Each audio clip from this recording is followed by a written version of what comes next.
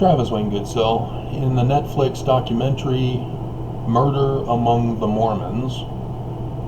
It's about Mark Hoffman. However, they deal with the church prophets who did everything they could do to keep it silent, keep it censored from the public, and lie about all of it. They got caught. They got exposed. They got humiliated. There's the infamous picture. Should I show that for you? Let's do that.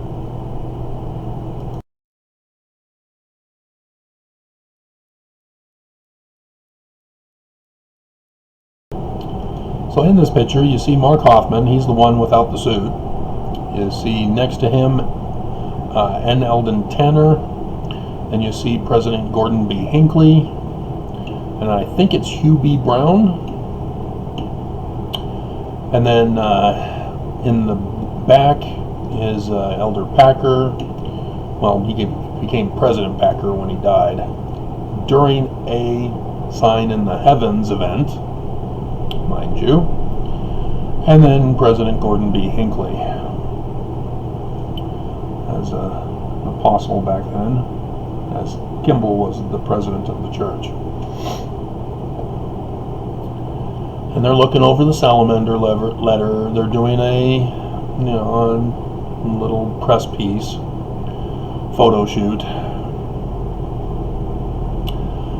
But then they started getting suspicious that maybe he's a fraud, getting a little too lucky, finding all these rare documents, and then all hell breaks loose with bombs a-blasting.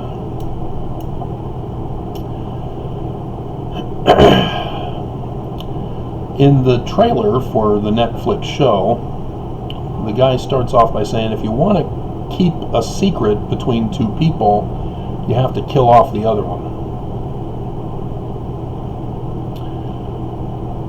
And this is where I come into the picture. No, I am not the murderer. I am the murderee. I came to the church in 1998, had moved to Utah in 1996. 6 months later, I deciphered Paleo-Hebrew. The woman formerly called my wife, abandoned me, took the kids, took my research, my decipherment, and said, my kids will not learn Hebrew. And off she went to Canada. Fled the country. Isn't that great? So yeah, the church helped her. Both our families helped her. The government of Utah helped her without divorce papers. There was no custody agreement. She just up and took them away. And that's perfectly legal, apparently. But anyway, came to the church in 1998 and said, hey, I deciphered Paleo-Hebrew. Isn't it great? Joseph Smith is a translator. They created a troublemaker file for me. Let me show you that.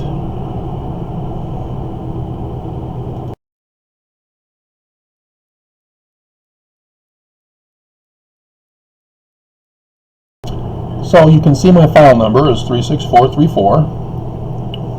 The -4, that's for the latest filing that they put into the file. And you see the 4 files listed there. You see the first one on January 2nd, 1998. Hebrew Connection. That's their term. They kept this a secret from me. They never let people see their troublemaker files. It goes into their secret little file thing. And we, as Mormons, are now discriminated against and not heard and censored and used as targets by the church. And so You can see I was showing translation stuff because they weren't responding. And so it never made sense to me. As a Mormon growing up, believing Joseph Smith is our founder, believing that he was a translator, just not knowing how he rendered his translations. With the Book of Mormon, I couldn't pursue that because we don't have any plates. With his King Follett Discourse retranslation of Biblical Hebrew, we have access to Biblical Hebrew texts. With the Egyptian papyri, the facsimiles, well, they show us the facsimiles. So I could do the research on Biblical Hebrew and on the Egyptian facsimiles. That's how I spent my life. And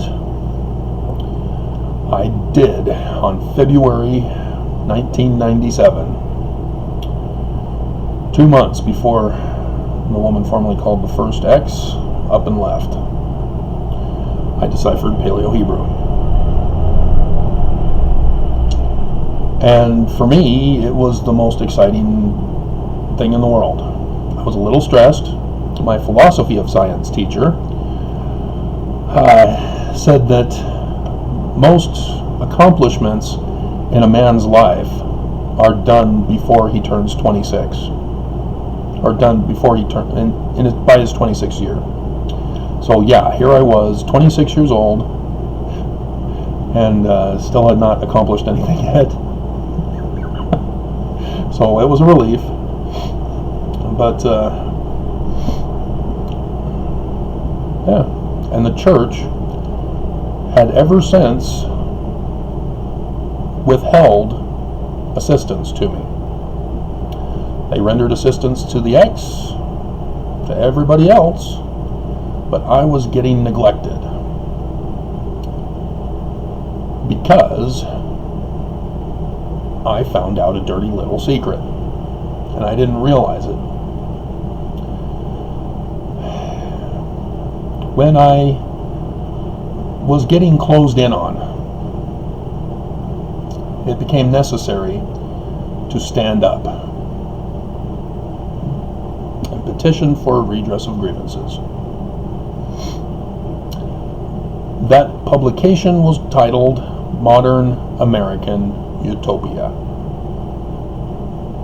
and I gave it to the government because that's what you do with petitions, and I gave it to the one I was accusing, the church.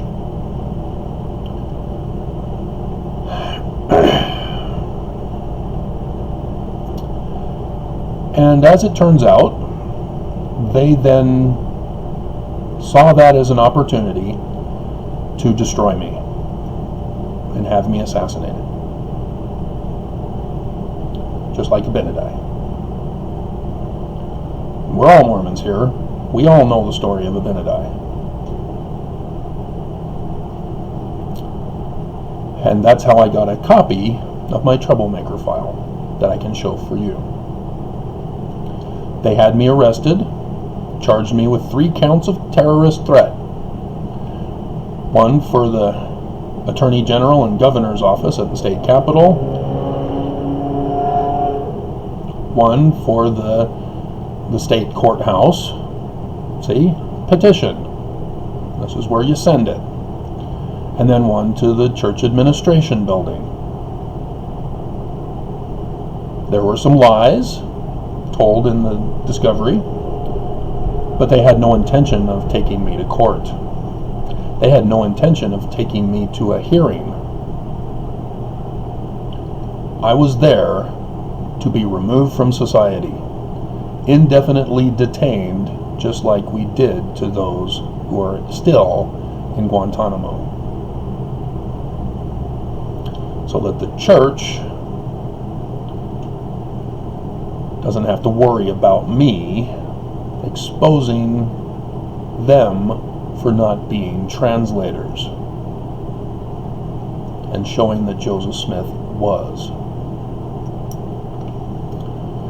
Because I would go on to decipher with my Paleo-Hebrew decipherment Egyptian petroglyphs, facsimiles. Egyptologists do not include the signs, characters in petroglyphs. And so it was wide open for me to recognize it.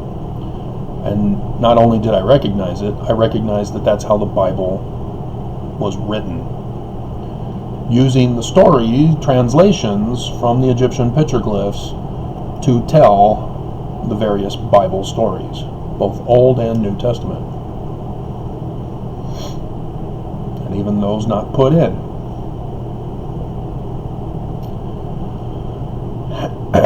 And for that, I was the greatest threat Utah had ever not known. Because they charged me with terrorist threat after 9/11, they were able to seal the court documents.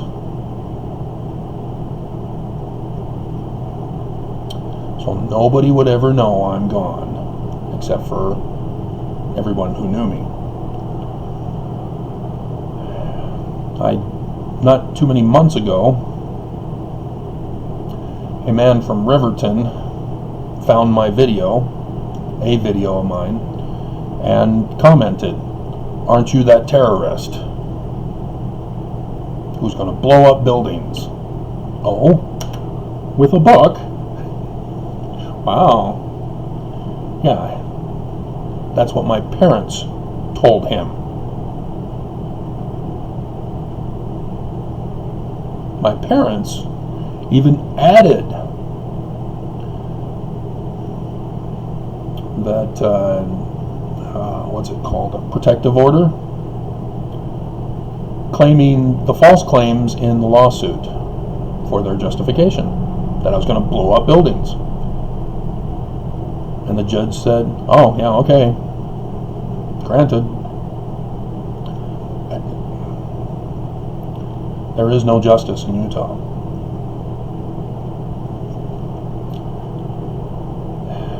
And so my parents still to this day do not understand why I want nothing to do with them.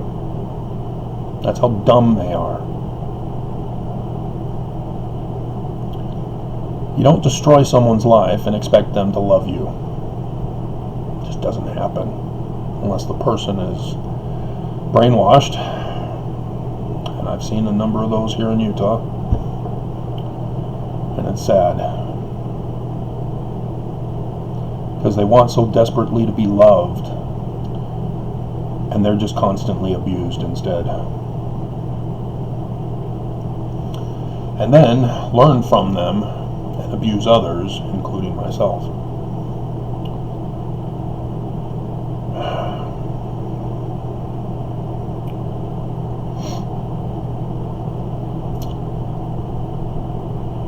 And so I got out. Everybody was shocked. I wasn't supposed to. But, miracle of miracles, wonder of wonders, there were 3 key people who retired. And so despite the church having paid the person to report to the judge that got me indefinitely detained, and then when I reported that to the judge in the first lawsuit against the church, after I had gotten out, when I found out, they tried covering it up. But yeah, the federal courts are also compromised to the church. They will not allow you to sue the church. Can't be done. They won't let you.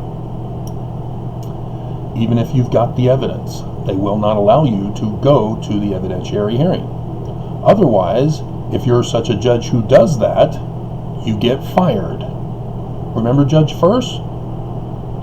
Yeah, she got fired because she allowed Gaddy versus COP to proceed to the evidence presentation. Oops. Bye-bye. She got assigned to my case in her final months. And then she went silent. Did nothing. She was afraid for her life, because she realized the church is pure evil. And the justices that she was working with had fired her because she allowed the case against the church to proceed. So, isn't it nice that the church is so true, led by God Himself, to love our fellow neighbor and to not keep silent, not keep secret about church history or anything else, because that's what you do when you're the true church. You keep secrets, right? And so yeah, I got out, but the damage was done. As in 2015, I had to be rushed to the emergency room. So I'll show you that picture.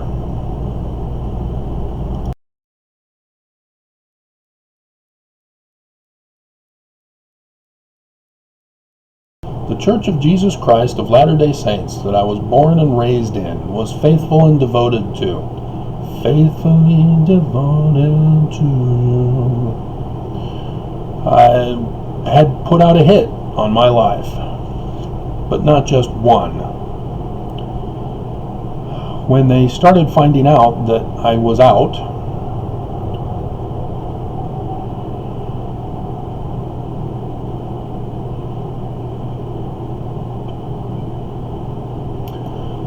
they,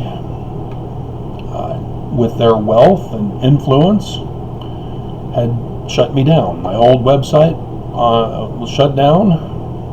My old YouTube channel shut down. Amazon shut down for royalties.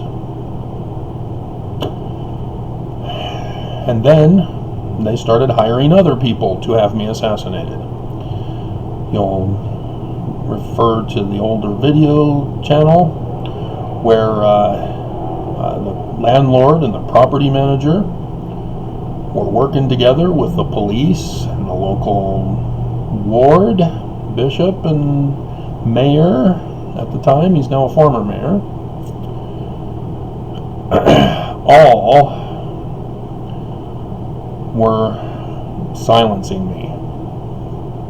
That's why I no longer attend church, because the bishop said, you're making the church profits look bad. You need to stop posting about your ancient translations. I had no idea still why. And yet everyone who are my brothers and sisters in the Lord, in Mormonism, were trying to have me murdered. All they needed to do was just leave me alone, and I would have continued posting on my own. But nope, even YouTube's own employees are under orders to do all they can to give me grief. And I've done those videos too. Because the one thing that helps protect me is to not keep it a secret that they're trying to have me assassinated, silenced, and censored.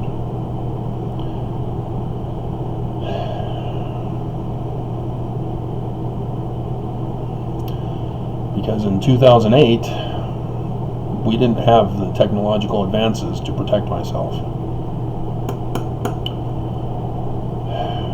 And so now they've had to ramp up their crimes to try to silence, censor, and assassinate me. And so I'm just going to close by showing you the church's symbol, that again, the church will not reveal to Mormons that is our symbol. You will all recognize the symbol. Apologists for the church lie and deceive, change the meaning of the symbol, but Isaiah is very clear as to who it is and what it means. And in Mormonism, we are directly taught all about it. And I found out Because shortly after that hospitalization,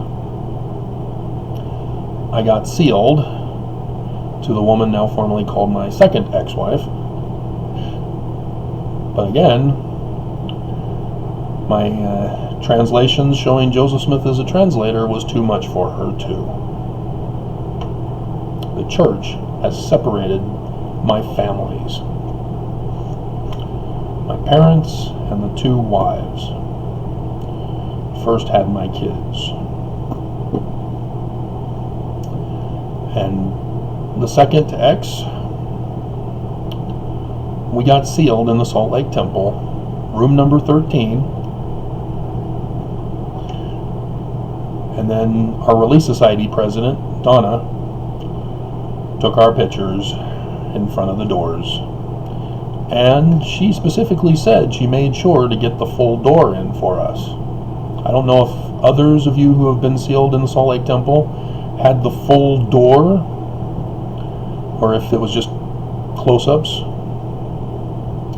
so that you only focus on those who attended, and the doorknob hand-holding that is tradition. But seeing that picture, holy crap, now I understand why the church is trying to have me assassinated.